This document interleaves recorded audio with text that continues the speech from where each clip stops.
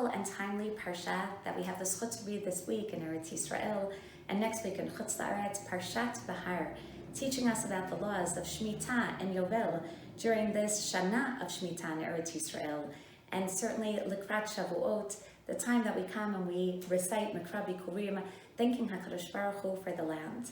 What's also interesting is that we don't simply celebrate Shemitah independent of Yovel. Rather, the two are linked through counting 7 cycles of Shemitah. V'safarta lecha sheva shabatot shanim, sheva shanim sheva pa'amim. And this terminology of Sfira we have found 2 times earlier in Sefer Vayikra, by Kedushat and Taharat Hazava, V'safra la, and then in last week's Parsha, Parshat Amor, Uspartam lachem mimacharat HaShabbat, a similar transition of counting between Pesach and Shavuot. We have the counting of 7 clean days for the Zava woman in order to achieve a state of Taharat HaAdam. We have 7 weeks that we count between Pesach and Shavuot to establish Kedushat Hazman. And in this week's Parsha, we have 7 cycles of 7 years that we count in order to establish Kedushat HaMakom, the Kedusha of Eretz Yisrael. A wonderful way that the Torah presents not only the transition from the first part of Sefer Vayikra to the second part of Sefer Vayikra, counting for the sake of the Mikdash with regard to one's own status. But now, in the second half, Parshat Amor, Parshat Behar, we have the counting for the sake of declaring the time of Shavuot, and in this week's Parsha, to declare a Yovel year, a year that is associated with the laws of Geula, an interesting terminology, not Geula, redemption, in the sense of freeing oneself from slavery, but Geula is the terminology that the Torah employs to teach us about the restoration of the fields to their original owners. Another link to this wonderful time period wherein we not only anticipate Chag HaShavuot, but the reading of Megillat Ruth, which is all about the restoration of Elimelech's land, the perpetuation of that land, known as Geulat Sadeh. One of the most beautiful haftarot that we have an opportunity to read this Shabbat from Yirmiyahu Perek Lamid, describing the eventual return of lands to Am Yisrael.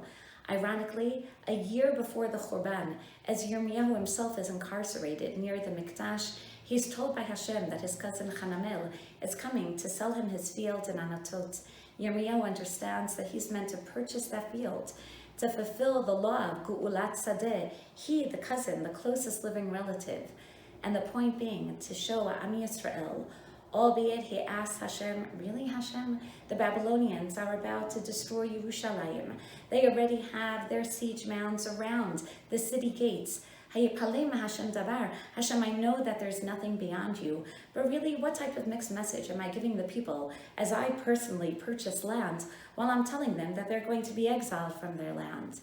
And we read the beginning of Hashem's answer to Yirmiyahu, Hayipalei me Hashem davar.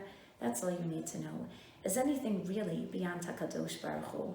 The personal Geulat Sadeh that we learn about in this week's Parsha, the imperative of the closest relative, to purchase the field of their indigent relative until the land is restored to its natural owner, to the original owner that Hashem bestowed the land to in a Yovel year, is coming really to teach us about the national destiny of Am Yisrael, national redemption, the national restoration of ownership and identity.